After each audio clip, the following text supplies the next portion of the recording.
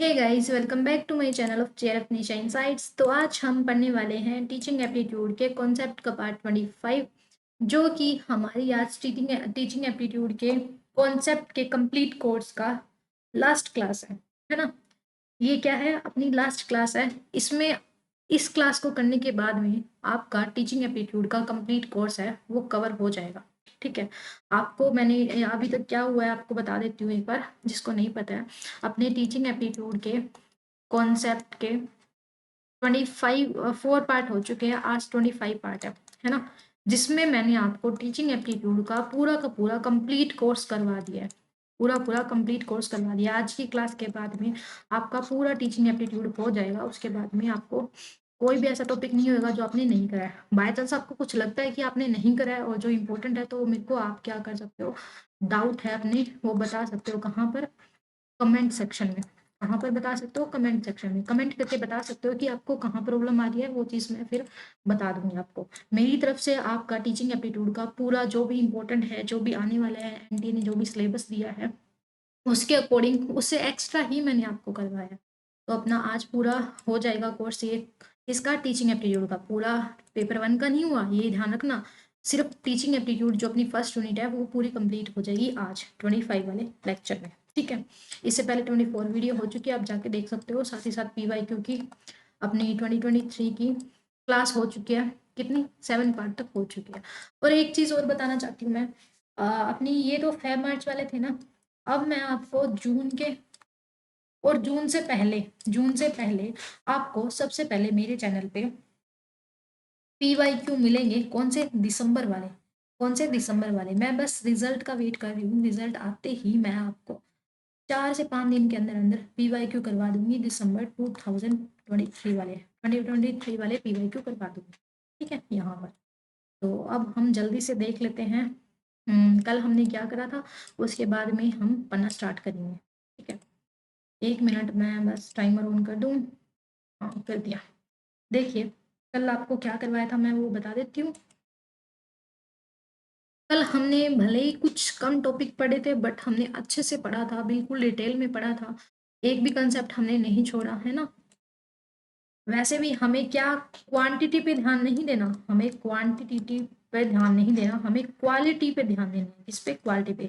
अब मेरी बात ध्यान से रखना याद।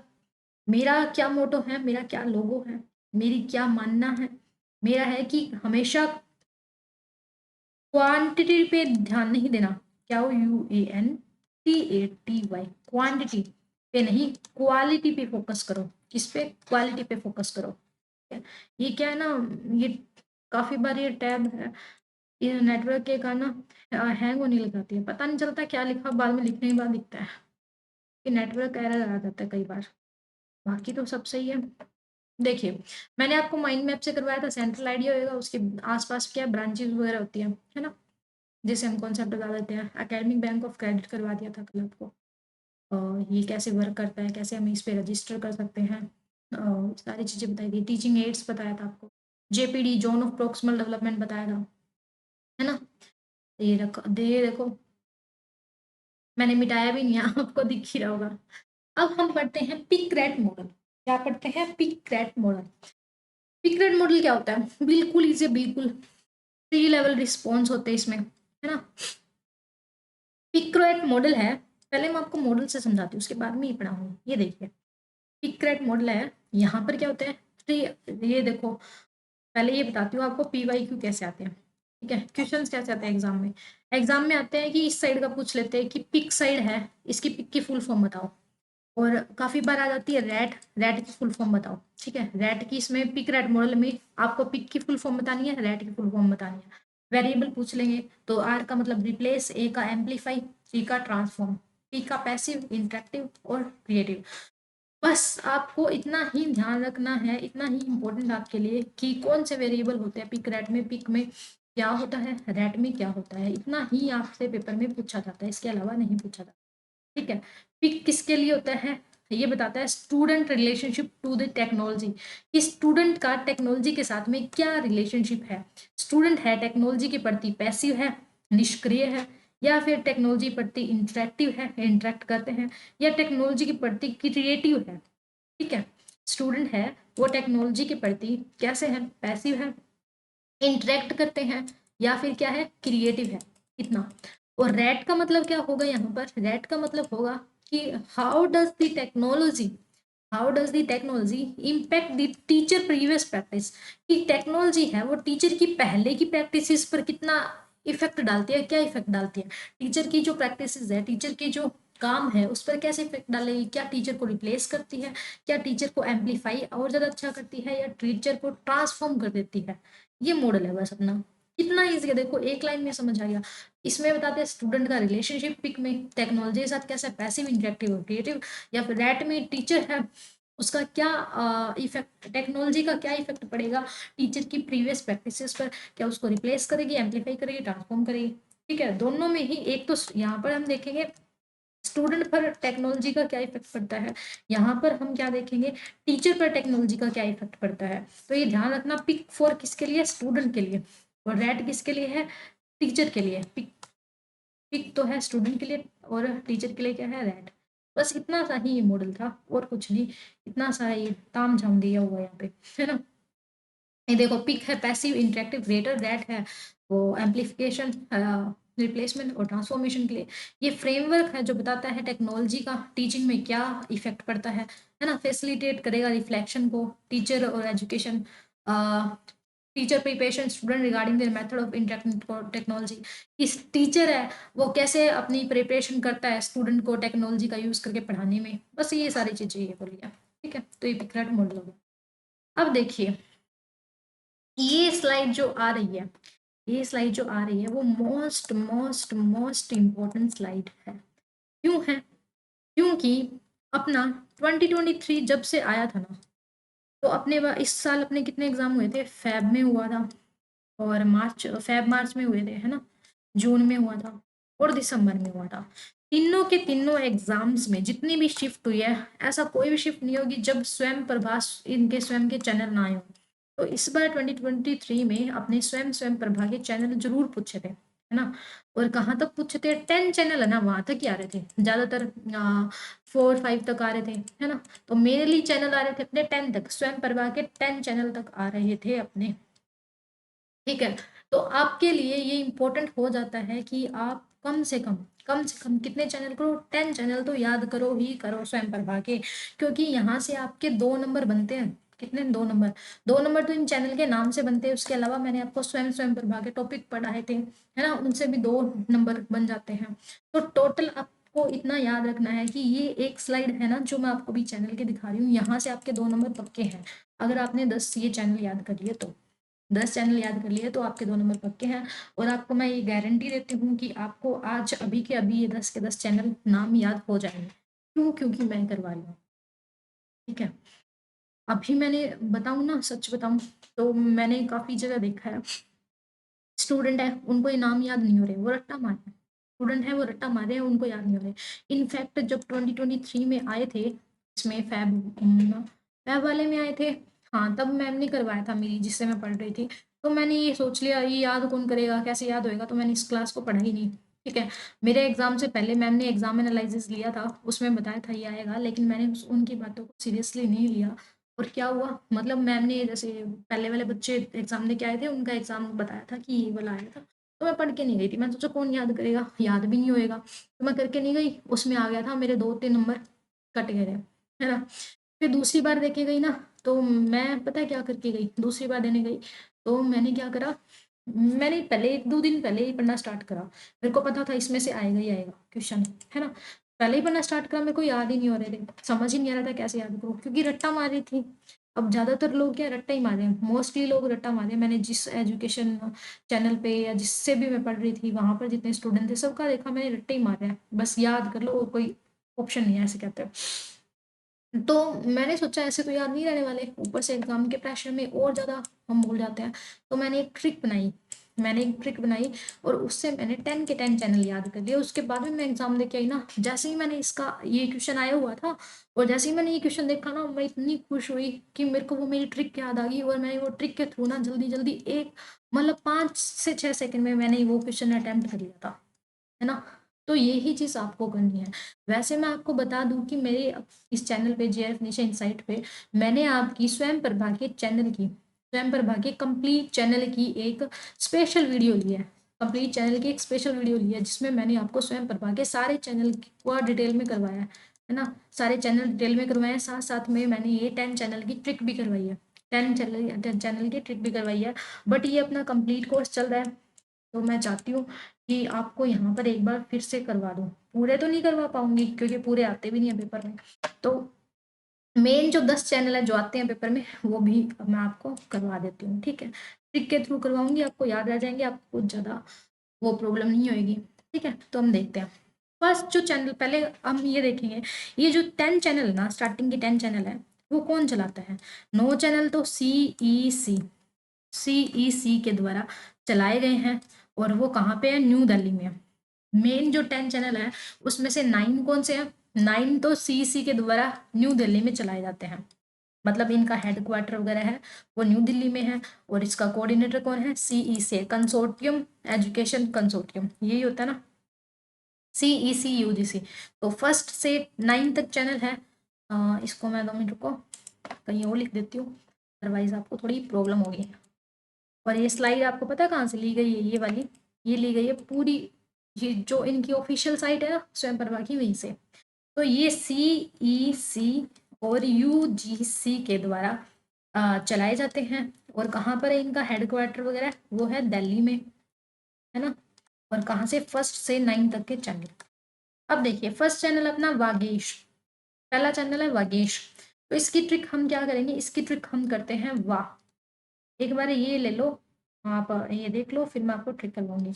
फिर आता है संस्कृति, सेकंड चैनल कौन है? संस्कृति। तो इसकी ट्रिक क्या होगी?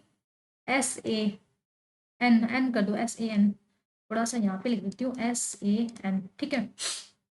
या फिर इसको SANS भी कर सकते हो, SANS। रुको, इसको मेरे को थोड़ा सा करना ही पड़ेगा। देखिए यहाँ पे लिखती हूँ वाह, पहला चैनल, फिर SANS दूसरा चैनल। तीसरा हो गया प्रबोध, प्रबोध का क्या कर दिया मैंने? प्रो, ठीक है, प्रबोध। सरस्वत का सारा, सरस्वत का क्या कर दिया? सारा, ठीक है। तो पहले इतनी ट्रिक समझते हैं, फर्स्ट से लेके 4 चैनल हो गए ना। तो इसका कर दिया मैंने, हरियाणवी कोई है तो वो तो समझ जाएगा, वी वो को है ना हरियाणा में बोलते हैं वाह, हरियाणा में बोलते हैं वाह, ठीक है। इसको आप वाह भी कर सकते हो और वो भी कर सकते हो। तो मैंने तो ऐसे करा था वाह, या फिर वो बोल दो, चाहे वो सांस PRO प्रो लेती है। मैंने इसकी ये कर ली ट्रिक कि वो सांस प्रो लेती है या फिर वह सांस प्रो लेती है, ठीक है। सारा हो गया, सारा। फिर फिफ्थ जो नंबर पे है वो है प्रबंधन, फिफ्थ जो है प्रबंधन। तो यहाँ पे लिख देती हूँ वो सांस प्रो लेती है ना। सारा प्रबंधन, सारा प्रबंधन विधि का ना, तो इससे हम कर लेंगे विधि, सारा प्रबंधन विधि।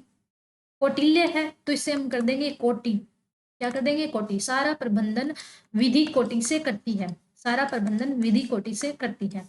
फिर करेंगे आर्यभट्ट का आर्य, आर्यभट्ट का आर्य। फिर है स्पंदन, 9 कौन सा है? स्पंदन।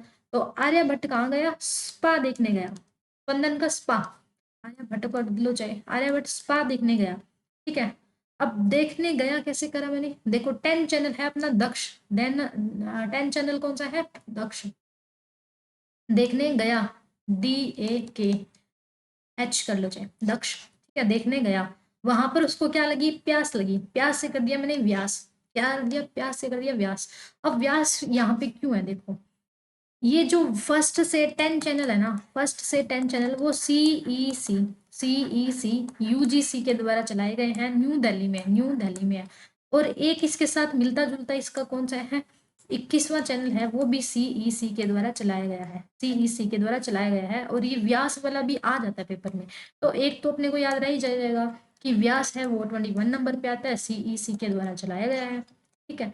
तो अब मैं आपको इसकी ट्रिक है वो अच्छे से करवाती हूँ, आपको मैंने दिखा दिया है ये तो, है ना। कि देखो वागेश है, संस्कृति है, प्रबोध है, सरस्वत है। वागेश किसके लिए है? अब वागेश है वो ह्यूमैनिटी के लिए है, लैंग्वेज के लिए है, लिटरेचर के लिए, ये भी आ जाता है कि किस चीज़ के लिए है। तो वागेश है वो है ना ह्यूमन बनना सीखता है। इसका हम कैसे करेंगे, वो ह्यूमन बनना सीखेगा, लैंग्वेज सीखेगा, लिटरेचर सीखेगा। अब जो संस्कृति है ना हमारी, संस्कृति हमारी कल्चर से पता चलती है, हमारी हिस्ट्री से पता चलती है, हमारी फिलोसफी से पता चलती है। तो संस्कृति चैनल जो है इसमें क्या सिखाया जाएगा, उसमें सिखाया जाएगा हिस्ट्री, फिलोसफी, कल्चर, है ना, हिस्ट्री, फिलोसफी, कल्चर। इसको मैं क्लीन कर देती हूँ, उसके बाद में थोड़ा बताती हूँ आपको। आज थोड़ा नेटवर्क इशू है ना, इस वजह से थोड़ी सी स्लाइड के लोड होने में टाइम लेती है।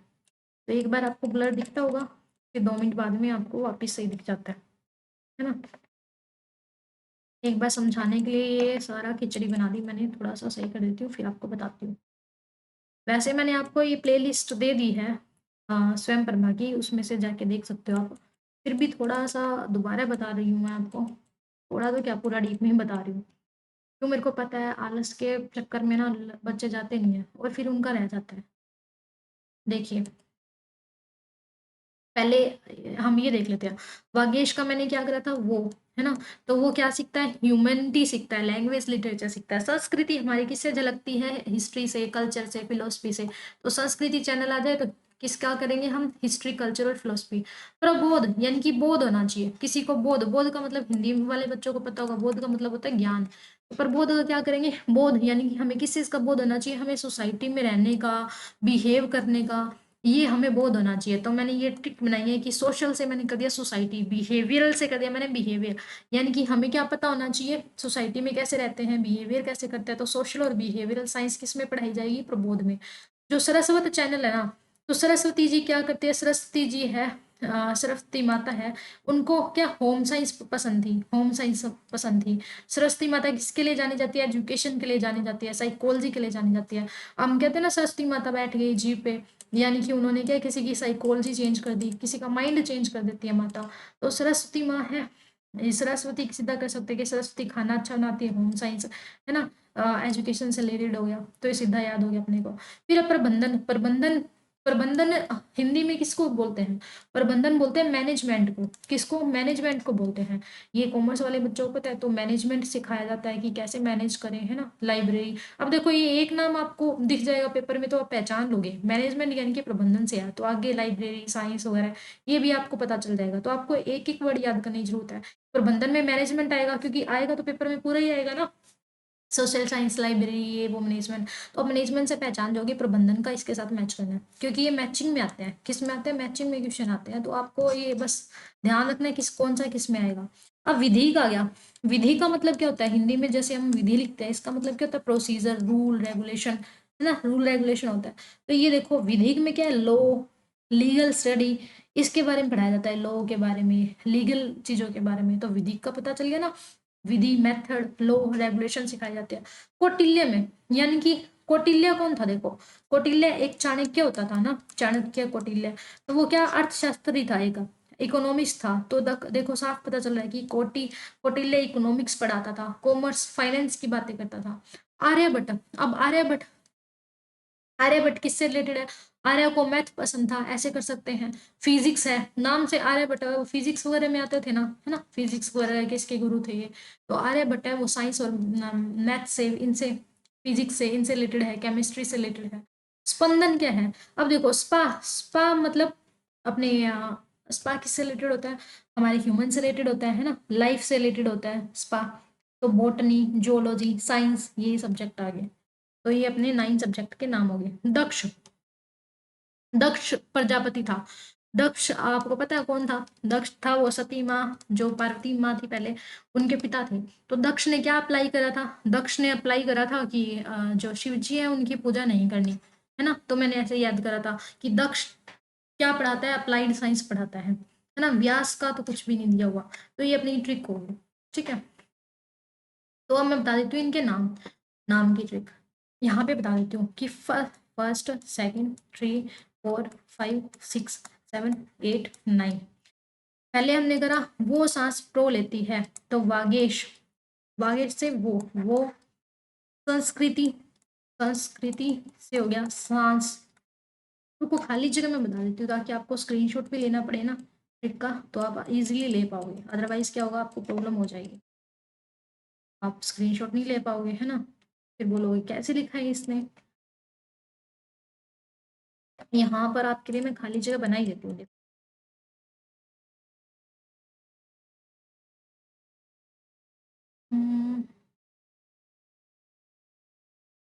थोड़ा सा इसको इधर करना पड़ेगा, ठीक है। देखिए, यहाँ पे आ जाएंगे ना अपने 10 चैनल। पहला हो गया अपना वागेश। क्या हो गया? वागेश। फर्स्ट चैनल का नेम। इसकी ट्रिक क्या होगी? वो सांस प्रो लेती है। वो सांस से आ जाएगा संस्कृति। सांस से क्या आ जाएगा? संस्कृति। तो वो सांस। तीसरा आ जाएगा प्रबोध। प्रबोध। तो वो सांस प्रो लेती है, ठीक है, ये एक ट्रिक होगी, वो सांस प्रो लेती है। फोर्थ आ गया सारा प्रबंधन। सारा यानी कि सरस्वत, सरस्वतन। सारा। फिर फिफ्थ आ गया अपना प्रबंधन। प्रबंधन। प्रबंधन यानी कि मैनेजमेंट। तो सारा प्रबंध, सीधा प्रबंध कर सकते हैं हम। प्रबंध विधि कोटि से करती है, यानी कि विधि को, विधि यानी कि विधि से, ठीक है। कोटि, कौटिल्य, KUTI, ना। सारा प्रबंधन विधि कोटि से करती है। फिर एट्थ यहाँ पे लिख लेते हैं कि आर्यभट्ट। वो क्या हो गया? स्पा देखने गया। स्पा से क्या हो गया? स्पंदन। स्पा। 10वां कौन सा हो जाएगा? दक्ष। दक्ष देखने गया। मिनट, ऐसे लिख देती हूँ उसी फॉर्मेट में जैसे मैंने पहले लिखा है, कि पहले तो नेम लिखेंगे उसके बाद में ट्रिक लिखेंगे, अदरवाइज आपको कहीं पे कंफ्यूजन ना हो जाए। आर्यभट्ट है तो इससे आर्या भी कर सकते हो, आर्या। स्पंदन यानी कि स्पा देखने गया। स्पा, दक्ष से DAKSH, देखने गया, है ना। और वहां पर उसको 21 प्यास लगी, तो व्यास से क्या कर सकते हैं? प्यास, PYS, इससे प्यास लगी, ठीक है। तो ये अपनी ट्रिक थी। आई होप कि आपको अब आज के बाद में कभी भी ये जो चैनल है आपके एग्जाम में आए, चाहे कहीं पर भी आए, तो आप भूलोगे नहीं और इजीली अटेम्प्ट करके आओगे, एक भी क्वेश्चन यहाँ से छोड़ के नहीं आओगे, ठीक है। तो ये अपना हो गया है। और बाकी का अगर आपको देखने हैं चैनल, तो मैं आपको बता रही हूँ कि मेरे चैनल पे आपको क्या मिलेगी। आपको कंप्लीट कंप्लीट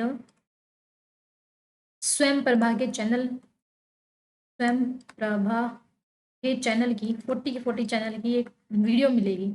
वो 30 से 40 मिनट की मिलेगी। उसमें आपको सब कुछ करवाया हुआ है डिटेल में, ठीक है। जाके आप देख लीजिएगा उसको।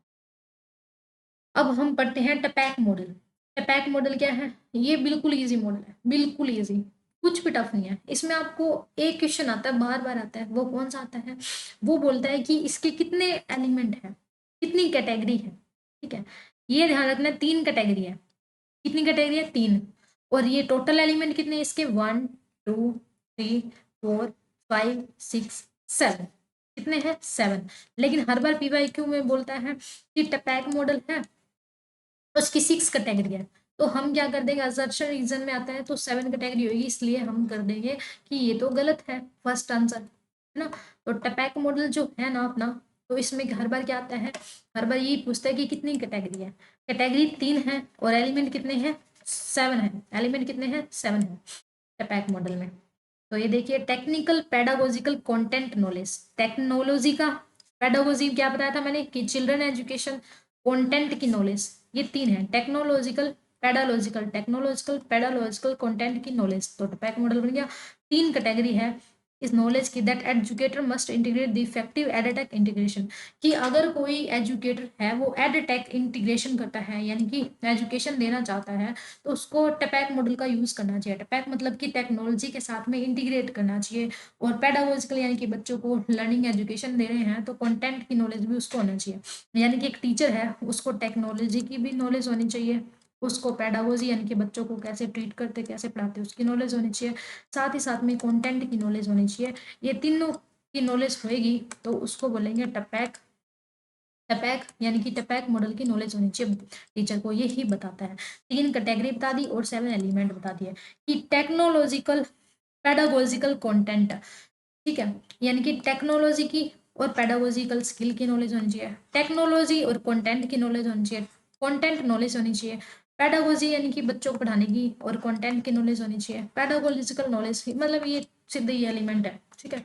ये मॉडल था, ज्यादा कोई बड़ी बात नहीं है, बस इतना ही देखना था क्या है। फर्स्ट इसमें हम देखो डिटरमाइन करेंगे व्हाट स्टूडेंट ऑलरेडी नो। सबसे पहले तो हम क्या करते हैं, जो ये अपनी प्रोसेस है, प्रोसेस में हम देखते हैं टीचर बच्चों बच्चों को ना ऑलरेडी कितना नो है, क्या उसको पता है, क्या वो जानते हैं। टीचर क्या देखता है, टीचर देखता है स्टूडेंट को ऑलरेडी क्या पता है, उसकी प्रायर नॉलेज क्या है, प्रायर नॉलेज को देखते हैं। प्रायर नॉलेज को देख लिया, फिर देखते हैं हमारे लर्निंग आउटकम्स क्या है, यानी कि हमारे गोल क्या है। पहले मैं देखूंगी, आपको पढ़ाने लगी हूँ तो मैंने जैसे देखा आपको प्रायर नॉलेज कितनी है, आपको मेन है वो हिंदी पढ़नी आती है नहीं आती, ठीक है। मैंने देखा आपको थोड़ा बहुत टीचिंग की नॉलेज है। फिर मैंने देखा हमारा गोल क्या है, हमारा गोल है वो जीआरएफ हमें क्लियर करना है। फिर मैंने प्लान बनाया, सपोर्ट बनाया, स्ट्रेटेजी बनाई, उस स्ट्रेटेजी को छोटे छोटे टुकड़ों में बांटा, ठीक है, उस स्ट्रेटेजी को छोटे छोटे टुकड़ों में बांटा। देखिए पहले मैंने देखा कि आपको क्या पता है ऑलरेडी, फिर मैंने देखा गोल क्या है, हमारा जीआरएफ है। फिर मैंने एक प्लान बनाया, एक सपोर्ट बनाया, एक स्ट्रेटजी बनाई, फिर मैंने उस स्ट्रेटजी को इम्प्लीमेंट कर दिया, लागू कर दिया। साथ ही साथ में मैं आपकी असेसमेंट करती गई, लागू करने के साथ मैं देखती गई, फीडबैक लेती गई, आपका आपको कितना समझ में आ रहा है जो चीज़ मैं पढ़ा रही हूँ, जो समझा रही हूँ। साथ ही साथ में मैंने क्या किया, fade support over time for student to become independent successfully. फिर मैंने धीरे धीरे धीरे धीरे आपसे क्या ले लिया, आपसे सपोर्ट वापस ले लिया, धीरे धीरे आपसे सपोर्ट वापस ले लिया। और लास्ट में क्या किया, continue building on content, monitoring, providing feedback. फिर मैंने अब आपको देखना स्टार्ट करा कि आप क्या कर रहे हो, क्या नहीं कर रहे, मेरे बिना सपोर्ट के भी आप काम कर रहे हो, और आपको फीडबैक दिया। अब ये किसकी प्रोसेस है, ये प्रोसेस है स्कैफ फोल्डिंग की, किसकी, स्कैफ फोल्डिंग की।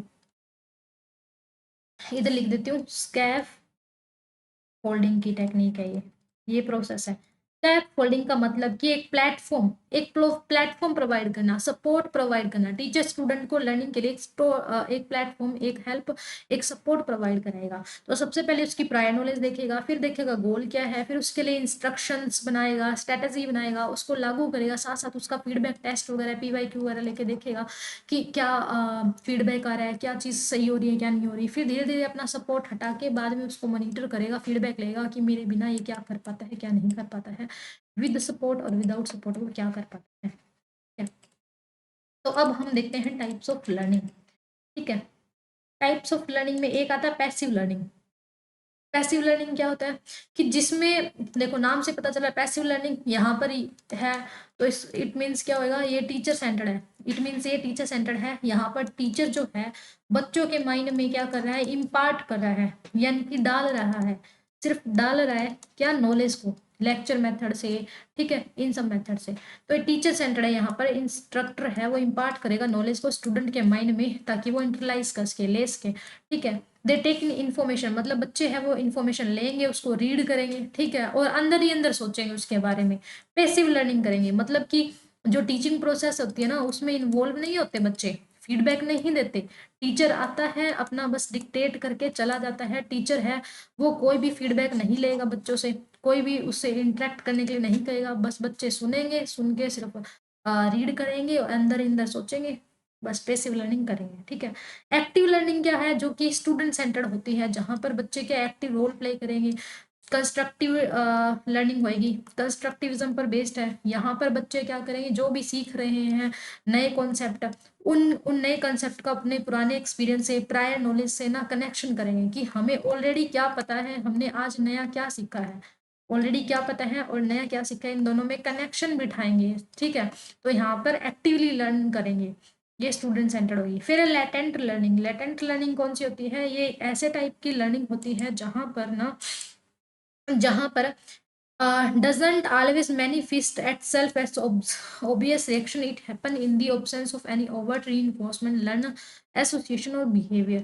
मतलब ये देखिए लेटेंट लर्निंग का क्या मतलब होता है, अ, हिंदी इसकी ये एक प्रकार की शिक्षा जो है हमेशा एक स्पष्ट प्रतिक्रिया के रूप में प्रकट नहीं होती, जो सीधा संघों या व्यवहारों के किसी भी प्रत्यक्ष दृढ़ीकरण, मतलब सीधी सी बात है, लेटेंट का मतलब है जो ना एक्सप्लिसिटली नहीं बता सकते, इम्प्लीमेंट होते हैं, मतलब कि ये साफ रूप से नहीं दिखते हैं, स्पष्ट रूप से नहीं समझते, ये साफ रूप से नहीं दिखते, हम हाँ खुल के नहीं बता सकते, ये अपने आप सीखी जाती है लेटेंट। ठीक है, इतना याद रखो, लेटेंट है वो अपने आप होती है। ऑब्वियस रिएक्शन होता है, ऑब्वियस रिएक्शन मतलब इसके लिए हमें कोई सिखाता नहीं है, ऑब्वियस रिएक्शन है इसके लिए कोई सिखाता नहीं। जैसे क्राई करना वो हमें कोई सिखाता नहीं है, स्माइल करना हमें कोई सिखाता नहीं है, ये अपने आप हो जाती है, ऑब्वियस रिएक्शन है ये। ठीक है, इनसाइट लर्निंग क्या होती है? ये ऐसी एजुकेशन का मेथड है जहां पर डिसीजन, जजमेंट, कंक्लूजन, ये सारे के सारे क्या किए जाते हैं, आर मेड, बनाए जाते हैं using reason to address an issue. मतलब कोई प्रॉब्लम आ गई, कोई इशू आ गई, तो उसको सोल्व करने के लिए हम डिसीजन लेंगे, जजमेंट लेंगे, कंक्लूजन निकालेंगे। ठीक है, इंसाइट यानी कि अपने आइडिया को, अपनी अंतर्दृष्टि को यूज करेंगे इन सब के लिए। इंस्टेंस रियलाइजेशन होता है problem solving known as learning, insight learning. मतलब कि हम एकदम तुरंत रूप से क्विकली क्विकली रियलाइज कर लेंगे उस प्रॉब्लम को कि प्रॉब्लम क्या आ रही है। हम क्विकली किसी किसी प्रॉब्लम को रियलाइज कर लेंगे, समझ लेंगे, और उसके बाद में आइडिया, जजमेंट, कंक्लूजन बना लेंगे, तो उसको हम क्या बोलेंगे, उसको बोलेंगे इनसाइट लर्निंग। जो ऑब्वियस रिएक्शन होगा वो लेटेंट लर्निंग। एक्टिवली सुनेंगे, स्टूडेंट सेंटर्ड होगी, वो होगी एक्टिव लर्निंग। पैसिवली यानी कि जहाँ पर टीचर बोलता रहेगा, स्टूडेंट सिर्फ सुनता रहेगा, कोई फीडबैक नहीं होगा, कोई इन्वॉल्वमेंट नहीं होगी, तो वो हो जाएगी अपनी पैसिव लर्निंग। ठीक है, तो अब हम पढ़ते हैं टाइप ऑफ मेमोरी, ये भी इंपॉर्टेंट है। ठीक है, टाइप ऑफ मेमोरी में क्या होगा टीचिंग एप्टीट्यूड में, कि पहली आएगी एपिसोडिक मेमोरी। एपिसोडिक मेमोरी का जहां पर आपको लाइफ के अपने एपिसोड याद आते हो, नाम से ही पता चल रहा है एपिसोडिक मतलब कि आपको एपिसोड याद आते हो आपके लाइफ के।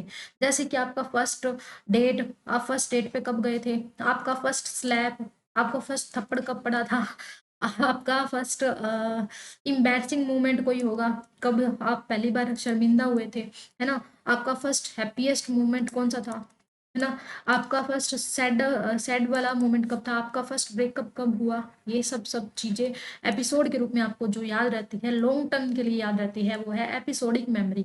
जहां पर क्या करते हैं हम, कलेक्ट करते हैं, अपने रिकलेक्ट करते हैं ओवन एक्सपीरियंस को together with the date and location of the event.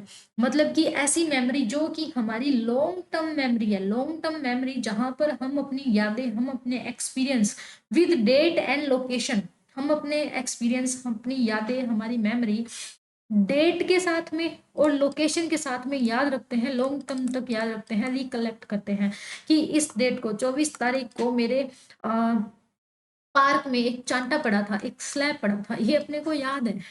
ठीक है, तो वो एपिसोडिक मेमोरी है, क्योंकि एपिसोड आपको याद है, जैसे सीरियल के एपिसोड होते हैं, तो ये सिमेंटिक मेमोरी होती है। It regarded as form of explicit memory and individual are conscious to features they replicate. ये क्या होते हैं, अब ये ध्यान रखना, ये एक्सप्लिसिट मेमोरी होती है। एपिसोडिक मतलब एक्सप्लिसिट।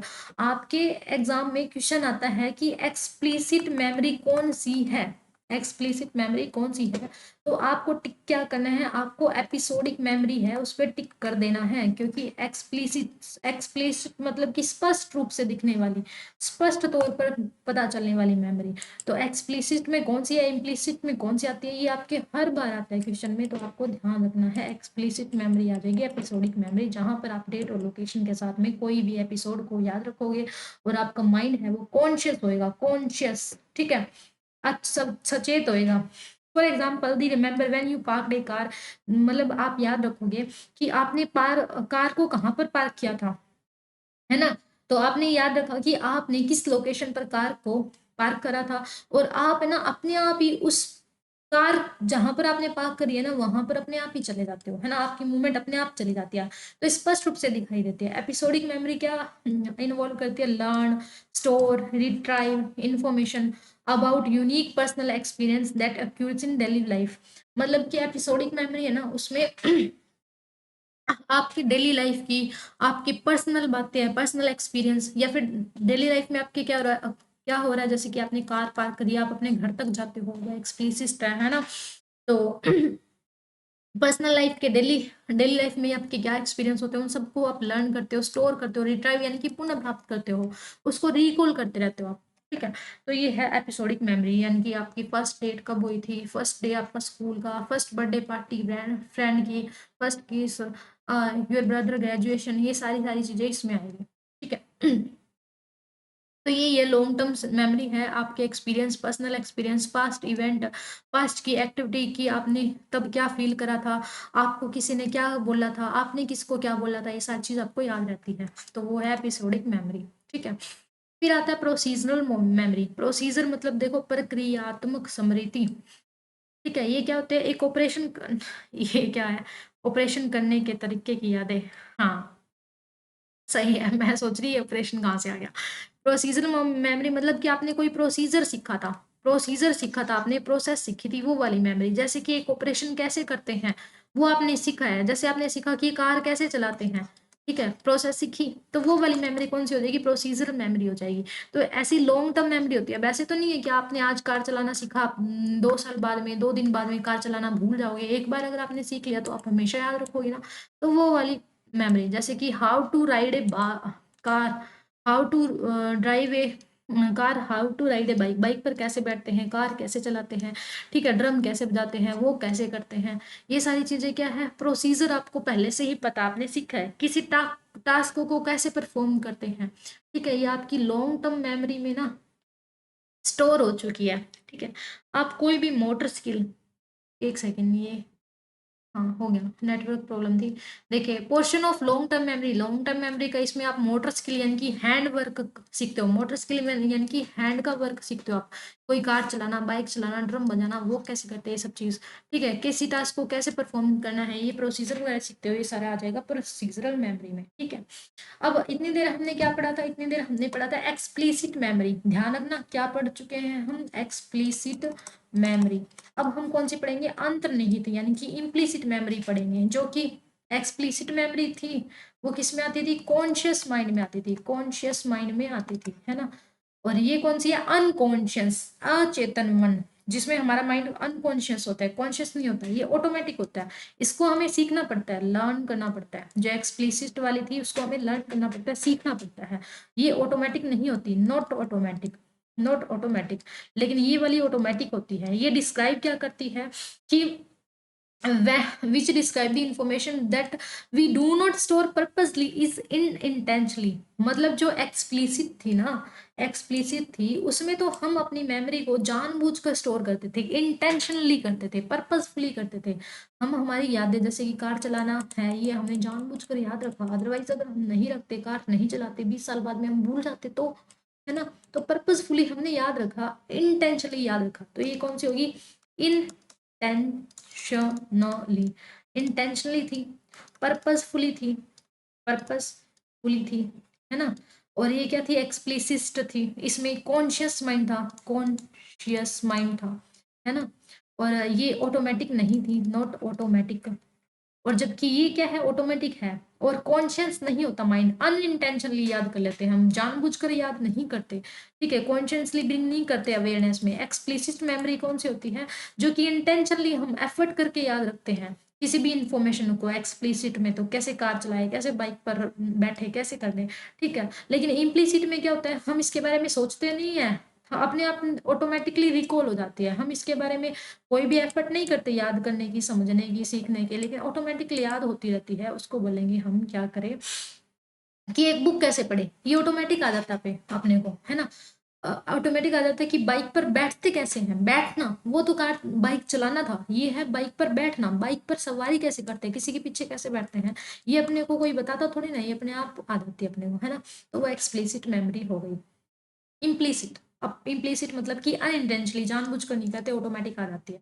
जैसे कि क्राई है, वो अपने को अपने आप आ जाता है, कैसे रोना है, स्माइल कैसे करनी है, ब्रश कैसे करना है, सब चीज अपने आप आ जाता है ना। सुबह उठते ही हम जल्दी से जाते, वाश वशने के पास मुंह धोते हैं, ब्रश करते हैं, कोई सिखाता थोड़ी ना, अपने आप से ही हो जाता है हमसे, ठीक है। फिर आता है प्रीमिंग। प्रीमिंग क्या होएगा, प्रीमिंग होता है कि इस टाइप के जो अचेतन मानसिक संबंधों, संज्ञानात्मक जागरूकता, अंतर्निहितता का प्रयोग करती है। बच्चों को अकादमिक रूप से लाभ नई सामग्री में, ये छोड़ो, आप इंग्लिश ही पढ़ता है कि a method of memory that make use of unconscious mental connection। जो unconscious mental connections होते हैं ना, कोग्निटिव अवेयरनेस होती है। इम्प्लिसिट मेमोरी मतलब ये क्या करती है, ये किसी बच्चे का अनकॉन्शियस जो माइंड होता है उसको क्या करेगी, उसके साथ मेंटल कनेक्शन बनाती है, ठीक है। कोग्निटिव अवेयरनेस लेके आती है। देखो, अचेतन मानसिक संबंध होते हैं ना, जो मतलब कॉन्शियस नहीं है, अनकॉन्शियस माइंड को जागरूक करेगी, ठीक है। कोग्निटिव जागरूकता आपके माइंड को अवेयर करती है, है ना? आपके अंदर जो मेमोरी है, जो याददाश्त है, उसको तेज करती है। ये टैक्टिक एजुकेटर क्यों अपनाते हैं? ताकि वो हेल्प कर सके स्टूडेंट की नई नॉलेज को एक्वायर करने की। ठीक है?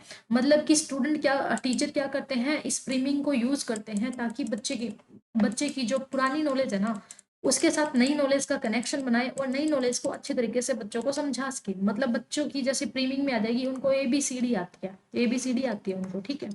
तो ये पुरानी नॉलेज है ना, उसको अवेयर करेंगे, जागरूक करेंगे, मेंटल अवेयरनेस लेके आएंगे, कॉन्शियसनेस लाएंगे उसके अंदर, ताकि एबीसीडी को जोड़ जोड़ कर वो क्या बना सके, एएम आम बना सके, आरएएम का यूज करके राम बना सके, नई नॉलेज दे सके पुरानी के साथ कनेक्ट करके। ठीक है? तो जागरूकता लेके आते हैं उसके अंदर, तो वो हो जाएगी प्रीमिंग में।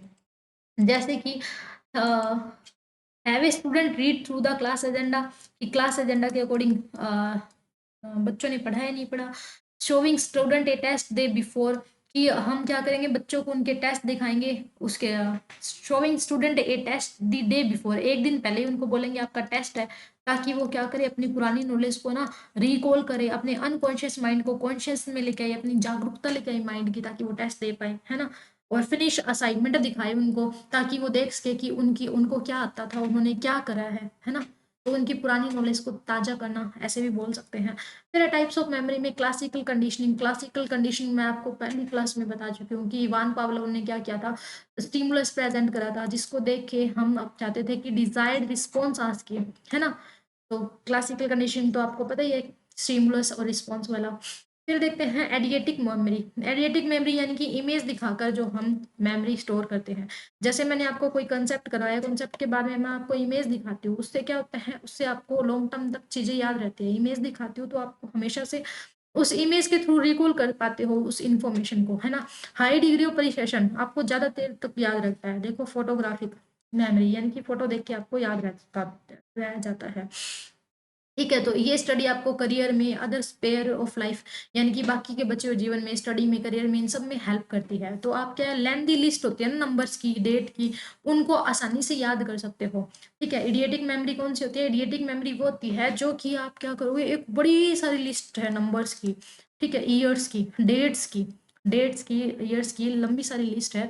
उसको आप इजिली, एक बुक को आपने एक बार पढ़ा है, एक बुक को आपने एक बार पढ़ा है, उसको भी इजिली रिमाइंड कर पाते हो, रिकॉल कर पाते हो। ठीक है? उसको क्या बोलेंगे हम, इडियटिक मेमोरी बोलेंगे, कि बड़ी सारी लिस्ट, बड़ी सारी बुक को हमने एक बार पढ़ा, फिर भी हम उस चीज को रिकॉल कर पाते हैं, वो मेमोरी कौन सी होगी, इडियटिक मेमोरी होगी, है ना? ये देखिए, वे संख्या, तिथियां, लंबी सूचियां उस पुस्तक की विशेषता को याद करने में सक्षम होती है जिसको केवल एक बार पढ़ा है। अब एडी मॉडल आपको मैंने पढ़ा दिया था, है ना? Analyse, design, development, implement, evaluation. एक के आगे पी लगा देंगे तो पैडी मॉडल बन जाएगा, पी का मतलब प्लान बन, है ना? ये आपको करवा दिया था मैंने, आगे भी डबल बार स्लाइड आ गई है। फिर आता है लर्निंग कर्व। लर्निंग कर्व क्या होता है स्टूडेंट का? ये मैथमेटिकल कंसेप्ट है जो बताता है कि लर्निंग कर्व क्या शो करता है, कि how a process improve with time as result of increase expertise and learning, कि कैसे कैसे टाइम के साथ ना बच्चों की लर्निंग है, बच्चों की एक्सपर्टीज है, वो बढ़ती जाती है। जैसे बच्चा है स्टार्टिंग में, जैसे आप आए थे, फर्स्ट दिन आए थे टीचिंग एप्टीट्यूड की क्लास में, आपको कुछ नहीं पता था, आप जीरो लेवल पे थे, आपका ग्राफ कैसे था, यहाँ पे जीरो पे था। लेकिन जैसे जैसे आपने कॉन्सेप्ट, मेरा टीचिंग एप्टीट्यूड का कॉन्सेप्ट का part first, second, third, fourth, fifth, tenth, ऐसे ऐसे देखा, आपका ग्राफ ऊपर चलता गया। अब आपको पता चल गया कि आपको क्या है, आपको इतनी नॉलेज आ गई, जीरो से लेके ऐसे ऐसे ग्राफ जा रहा है। ठीक है? तो ऐसे ऊपर बढ़ रहे हो, तो मतलब प्रोग्रेस बता रहा है कि कैसे इंप्रूव कर रहा है टाइम के साथ में, रिजल्ट है, एक्सपर्टीज है आपकी, बढ़ती जाती है लर्निंग में। According to learning curve, activity are completed more often when they demand less time and due effort to proficiencies that are developed and procedure learned। अब ये बात ध्यान रखो, ये कहता है, क्या कहता है, लर्निंग कर्व आइडिया बताता है कि if activity are complicated more often they will demand less time, कि अगर कोई एक्टिविटी है वो बहुत ज्यादा कॉम्प्लिकेटेड होएगी तो will demand less time and effort due to proficiencies that they developed on procedure and learn. कि अगर आप एक्सपर्ट बन चुके हो ना कोई काम में एक्सपर्ट बन चुके हो, तो अगर कोई डिफिकल्ट चीजें होगी उसमें भी आपको कम टाइम चाहिए होगा। अगर आप किसी चीज के एक्सपर्ट बन चुके हो, आपने इम्प्रूव कर लिया है, तो कोई डिफिकल्ट चीज है उसमें भी आपको कम टाइम लगेगा। क्यों? क्योंकि आप उस चीज़ में प्रोफिशिएंट हो चुके हो, आप उस चीज़ में बहुत ज़्यादा अच्छे बन चुके हो। जैसे कि अब मेरे लिए जब जिस टाइम मैं टीचिंग एप्टीट्यूड पढ़ती थी, मान लो क्या मेरे को थोड़ा बहुत पहली बार मेरे को टफ लगा था। पहली बार तो सारों को टफ लगता है। टफ मीन्स कि पहली बार ऐसे लगता था हाँ, ये सारी चीज़ें याद करनी पड़ेगी, इतना सारा पढ़ना पड़ेगा, है ना? हो ही जाता है बच्चों को। तो पहली बार मान लो एग्ज़ाम्पल के लिए मेरे को ये टफ लगता था। अब क्या है, अब जैसे ही मैं पढ़ाने लगी हूँ, मेरा क्लियर हो गया है, तो मेरे को लगता है ईज़ी सा है, मैं पढ़ा दूँगी, मैं बिना देखे हुए बच्चों को पढ़ा सकती हूँ, है ना? जैसे मैं स्लाइड बनाती हूँ, उसके बाद में जिस टाइम आपको क्लास में पढ़ाती हूँ, उस टाइम ही मैं खुद पढ़ती हूँ। मैं पहले से कोई तैयारी करके नहीं आती। आपको लगता होगा तैयारी करती है, नहीं। मैं सिर्फ मेरे पास इतना टाइम नहीं होता, स्लाइड बनाती हूँ, मोटा-मोटा देखती हूँ कि ये चीज़ करनी है मेरे को, हाँ, क्योंकि स्लाइड बनाते हैं तब तो थोड़ा करना ही पड़ता है। उसके बाद में मैं एक बार भी तैयारी नहीं करती, मैं आपको क्लास में पढ़ाते टाइम ही पढ़ाती हूँ, ठीक है? क्यों? क्योंकि मेरे को पता है ये ईज़ी है, मेरे को आता है तभी मैं पढ़ाती हूँ, है ना? अदरवाइज़ कैसे पढ़ा सकती हूँ मैं आपको? तो यही है कि अब मेरे को ये ईज़ी लगता है क्योंकि मैं इसमें एक्सपर्ट बन चुकी हूँ, है ना? तो लर्निंग कर्व थ्योरी क्या कहते हैं? That task will require less time and resources are more they are performed. ये कहता है लर्निंग कर्व थ्योरी कहेगी फिर आपको क्या है, कम डिफिकल्ट टास्क में आप एक्सपर्ट हो चुके होगे तो आपको कम टाइम लगेगा, कम रिसोर्सेज लगेगा क्योंकि आप एक्सपर्ट बन चुके हो। आप जल्दी-जल्दी कम टाइम में, कम रिसोर्सेज में इसको आप काम को कर सकते हो। ये मॉडल किस लिए यूज़ करा जाता है? डिटरमाइन करने के लिए यूज़ किया जाता है how long it takes for a single person to master a skill, कि कितना टाइम लगता है किसी पर्सन को किसी एक स्किल में मास्टरी करने में, यानी कि किसी एक पर्सन को किसी एक स्किल में, किसी एक चीज़ में एक्सपर्ट बनने में कितना टाइम लगता है, वो बताता है लर्निंग कर्व, ठीक है? लर्निंग कर्व डिफाइन क्या करता है कि एक ऐसी process where people develop a skill by learning from mistake. Learning curve बताता है कि एक पीपल है, एक स्टूडेंट है, एक लोग है, एक पर्सन है, वो कैसे गलतियां कर करके किसी एक स्किल को सीखता है, गलतियां कर करके किसी स्किल को सीखेगा। एक लर्निंग कर्व क्या करता है, लर्निंग वेरी क्विकली, कैसे कितनी जल्दी कोई पर्सन है वो किसी स्किल को सीखेगा, कितनी गलतियां करेगा, कैसे एक्सपर्ट बनता है, कैसे वो कम रिसोर्सेज में कम टाइम में ज़्यादा से ज़्यादा एक्सपर्ट बन सकता है, ये बताएगा। अब ये देखो यहाँ से कि increasing return curve is a type of learning curve जो इलुस्ट्रेट करेगा activity that are more difficult to learn. जो इंक्रीजिंग रिटर्न कर्व होगा, इंक्रीजिंग मतलब बढ़ता हुआ क्या दिखाएगा, बढ़ता हुआ कर्व है वो ये दिखाएगा कि ऐसी एक्टिविटी जो डिफिकल्ट है लर्न में, जो स्टार्टिंग में बढ़ रहा है तो डिफिकल्ट एक्टिविटी दिखाएगा। स्टार्टिंग में कोई भी चीज हमारे लिए क्या होती है, टफ होती है, ठीक है? तो टफ होगी तो वो धीरे धीरे इंक्रीज होगी, but performance increase rapidly one the basic heavy mastered. लेकिन स्टार्टिंग में हमने जब कोई चीज़ सीखनी स्टार्ट करी वो हमारे लिए टफ होती है, तब जो हमारा लर्निंग कर्व है वो इंक्रीज होता है। लेकिन एक बार हमने बेसिक कोई चीज़ें सीख ली, बेस हमारा क्लियर हो जाता है, बेस हमारा क्लियर हो जाता है तो उस चीज़ में हम क्या जल्दी जल्दी सीखने लग जाते हैं, तो लर्निंग कर्व और ज़्यादा हमारा जल्दी जल्दी फास्ट फास्ट मूव करता है, बढ़ने लग जाता है ना? मास्टरी कर ली। In this curve the rate of progression is slow at the start and rise over time until full proficiency achieved. ये कहता है इस कर्व में ना स्टार्टिंग में जो प्रोग्रेशन होती है वो स्लो होती है, स्टार्टिंग की प्रोग्रेशन स्लो होती है, धीरे धीरे, क्योंकि टफ चीज होती है उसको हम धीरे धीरे सीखते हैं। बाद में राइज ओवर टाइम फिर बहुत फास्ट फास्ट तरीके से वो बढ़ती है क्योंकि हम उस चीज में ना मास्टरी करने लग जाते हैं, हम उस चीज को और ज्यादा अच्छे तरीके से बढ़िया तरीके से समझने लग जाते हैं, तो वो थोड़ी क्या हो जाती है, बढ़ जाती है। आह, एक मिनट रुको, ज़्यादा जोश के साथ बोल रही मैं। लर्निंग प्लेटू क्या होता है? अब लर्निंग प्लेटू वो होता है जहाँ पर क्या होगा, learning curve frequently display period of no parent progress. अब प्लेटू वो होती है जहाँ पर अब कोई प्रोग्रेस नहीं दिखती। प्रोग्रेस क्यों नहीं दिखती? क्योंकि यहाँ पर क्या होता है, वो बंदा सीख ही चुका होता है, अब उसको प्रोग्रेस नहीं चाहिए, तो उसको प्लेटू बोलते हैं। अब ये क्वेश्चन आता है कि ऐसी स्टेज बताओ जहाँ पर बच्चा है वो कोई भी प्रोग्रेस नहीं करता है, नो पीरियड प्रोग्रेस, जहाँ पर प्रोग्रेस नहीं होती वो प्लेटू। प्लेटू मतलब कि फ्लैट हो जाता है, फ्लैट हो जाता है, अब आगे नहीं सीखता वो। A period of no visual learning progress process and follow by improvement is called प्लेटू। मतलब कि अब इससे आगे लर्निंग नहीं हो सकती है। देखिए स्टार्टिंग में डिफिकल्ट चीज थी, धीरे धीरे सीख रहा था, फिर एकदम फास्ट फास्ट सीखने लगा, है ना? तो ये क्या हुआ, जल्दी जल्दी एक्सपर्ट बन गया। अब एक्सपर्ट बन गया तो अब ये धीरे धीरे सीखेगा, तो अब यहाँ पे कोई भी लर्निंग नहीं होगी, यहाँ पे क्या हो गया, फ्लैट हो गया, ये देखो फ्लैट हो गया, तो इसको क्या बोलेंगे, प्लेटू बोलेंगे, ठीक है? तो ये लर्निंग कर्व है। देखो स्टार्टिंग में बिगनिंग में क्या हुआ, स्लो था, बहुत ज़्यादा सीख रहा था, नंबर ऑफ ट्रायल, ट्रायल कितने करे, अटेम्प्ट्स लर्निंग, स्लो स्लो सीख रहा था, फिर धीरे धीरे फास्ट, पहले स्लो तो देखो बिगिनिंग में, फिर फास्ट फास्ट सीखने लगा, फास्ट सीख के अब वो एक्सपर्ट बन गया, वो प्लेटू, अब कोई लर्निंग नहीं हो रही है ना, एक्सपर्ट बन गया। तो ये आपका हो गया। अब हम देखते हैं कोग्निटिव अप्रेंटिसशिप। कितना टाइम हो गया? देखती हूँ कितनी स्लाइड रही है, क्योंकि बहुत ज़्यादा पढ़ा दिया शायद मैंने आज आपको। ठीक है, 2-3 स्लाइड और है, फिर आज अपना टीचिंग एप्टीट्यूड कंप्लीट हो जाएगा, पढ़ा ही देती हूँ, ठीक है? थोड़ा-सा और पढ़ लीजिए। कॉग्निटिव अप्रेंटिसशिप क्या होती है, मैं आपको इधर से बता देती हूँ। ये क्या करती है, एक ऐसी टीचिंग स्ट्रेटजी कॉग्निटिव अप्रेंटिसशिप कहलाती है, जो aids people in developing complex skill and reasoning, जो बच्चों में ना कॉम्प्लेक्स स्किल, जटिल स्किल यानी कि टफ स्किल और रीजनिंग को ना डेवलप करने में हेल्प करेगी।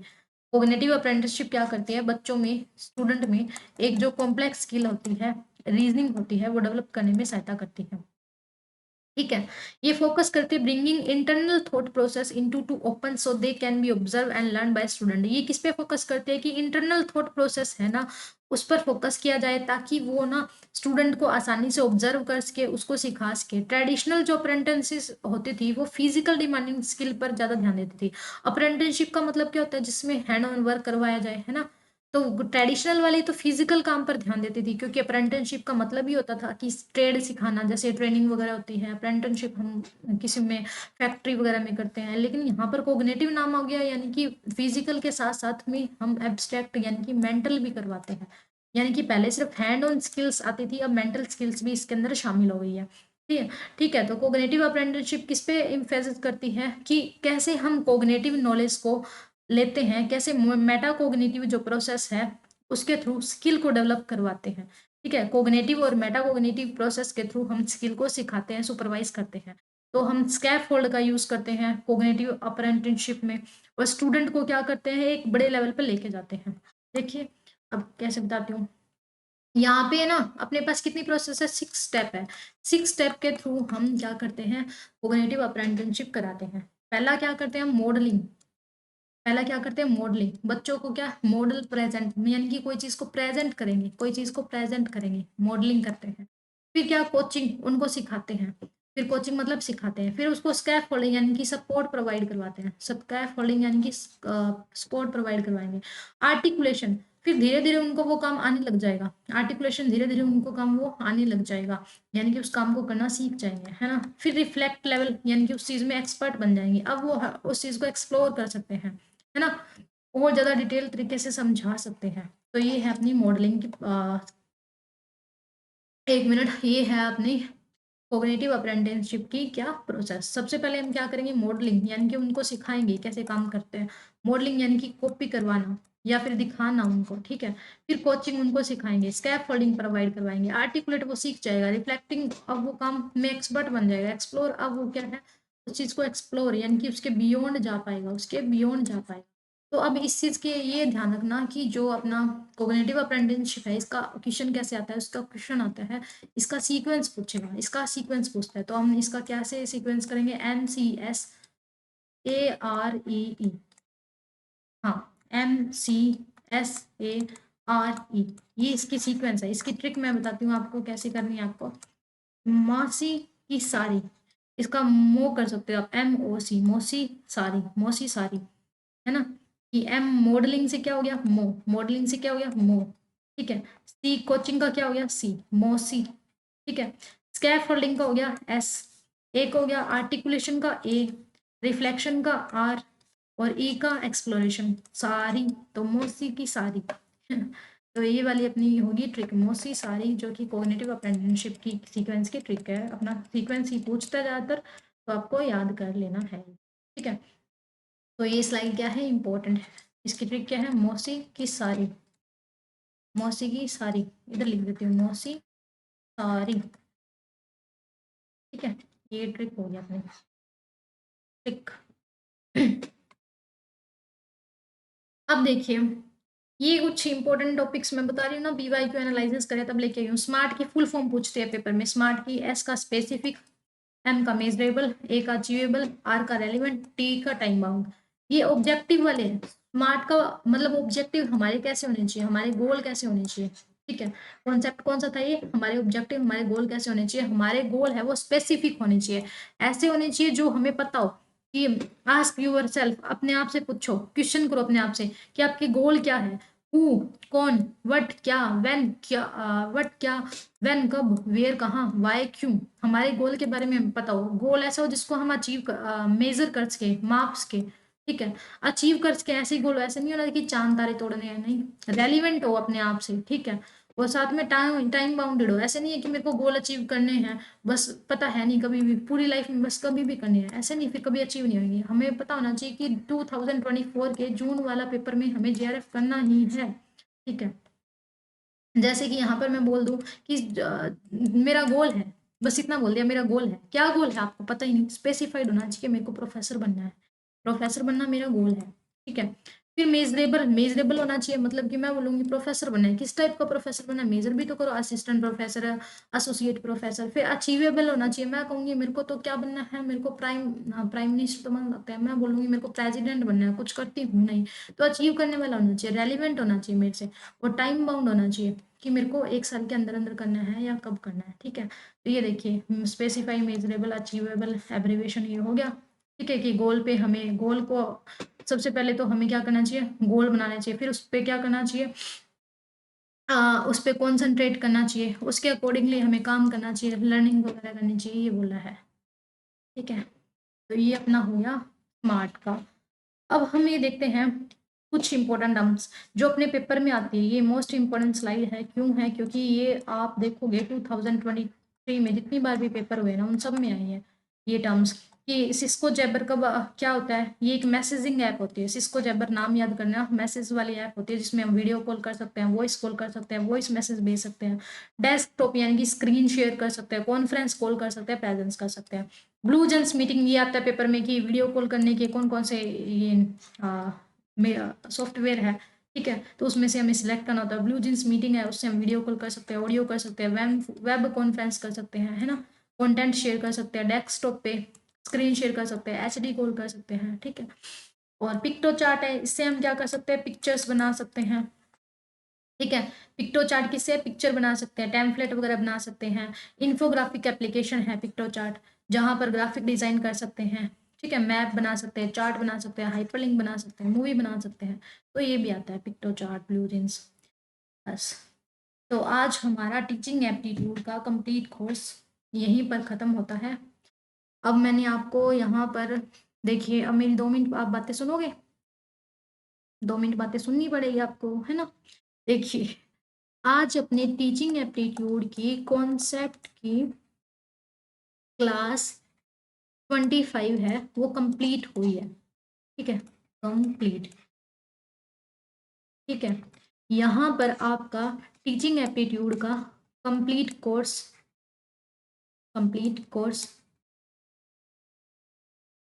होता है, ठीक है, कंप्लीट कोर्स हो गया। अब अपने टीचिंग एप्टीट्यूड की पूरी फर्स्ट यूनिट अपनी कंप्लीट हो गई, ठीक है, कॉन्सेप्ट की। तो PYQ की अपनी कितनी क्लासेस हो चुकी हैं, 7 पार्ट हो चुके हैं, कितने, 7 पार्ट, वो आपने नहीं देखी है तो आप देख सकते हो। PYQ भी कौन से 2023 के फेब मार्च के मैंने करवा दिए हैं, कौन कौन से, फेब के करवा दिए हैं और मार्च के करवा दिए हैं। अब जून के और दिसंबर के अब करवाऊंगी, जून के दिसंबर के अब कराऊंगी। अब कल से हमारी कौन सी यूनिट स्टार्ट होगी, कल से मैं देख रही हूँ, या तो मैं 2-3 दिन आपको ना जून के और दिसंबर के ये PYQ करवा देती हूँ। एक काम करती हूँ, मैं आपको टीचिंग एप्टीट्यूड के पहले PYQ कंप्लीट करवा देती हूँ, 2023 के ओनली। 2023 के PYQ कंप्लीट हो जाएंगे आपके। उसके बाद में नेक्स्ट डे से हम अपनी नेक्स्ट यूनिट करेंगे रिसर्च एप्टीट्यूड, है ना। रिसर्च एप्टीट्यूड के कॉन्सेप्ट भी स्टार्ट कर देंगे, जैसे कि हमने टीचिंग एप्टीट्यूड करा था, प्लस में हम रिसर्च एप्टीट्यूड के PYQ जो कि 2023 के हैं वो भी स्टार्ट कर देंगे, ठीक है। और आपको 2023 के मैं PYQ जो दिसंबर के थे वो अपने चैनल पे करवाऊंगी फॉर द फर्स्ट टाइम, सबसे पहले मैं ही करवाऊंगी। और उसमें मैं क्या करवाऊंगी, आपको स्पेसिफाई नहीं करवाऊंगी, पूरा पूरा एग्जाम लेके आऊंगी, है ना। क्योंकि एक एक छांटूंगी तो मैं एक एक वीडियो में सिर्फ एक ही क्वेश्चन हो पाएगा, क्योंकि इतने सारे अभी मेरे पास कलेक्ट नहीं हुए हैं पेपर, ठीक है। तो अब मेरी बात ध्यान से सुनो, आपको क्या करना है, अभी इस वीडियो को लाइक करना है, शेयर करना है और मेरे चैनल को सब्सक्राइब करना है। बिना चैनल सब्सक्राइब करके जाओगे ना, तो फिर कल से मैं आपको मेरी वीडियो नहीं देखने दूंगी। तो बस आज के लिए इतना ही, मिलते हैं कल नेक्स्ट क्लास में, तब तक के लिए bye bye, take care and thanks for watching and like share and subscribe और थैंक यू सो मच।